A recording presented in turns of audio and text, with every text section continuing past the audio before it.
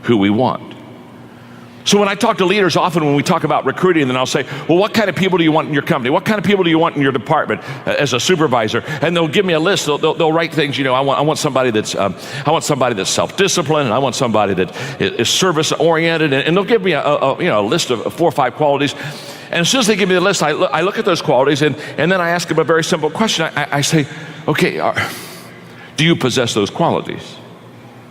Because see, on level number 3, basically who you are as a leader is who you attract. Many talented and gifted leaders go on unnoticed, and the world never had a chance to hear from them because they allow themselves to become negative. They allow themselves to become volunteer victims. They allow themselves to focus on the problem rather than the possibilities. Jim Rohn said, when the end comes for you, let it find you conquering a new mountain, not sliding down an old one. You got to continue to stretch, continue to grow, continue to expand. Socrates says a man's reach is to supersede his grasp. Or what are the heavens for? We have far more in ourselves, but we've got to challenge ourselves. We have to engage in that process. Most people just park. They go so far and they park and they coast out to the sunset. Who you are as a person comes out and shows up in your leadership. So I believe it's about personal empowerment, becoming aware of who you are, self-awareness. And what is it that drives you? What is it that motivates you? What is it that you want? It's cultivating a sense of goodness.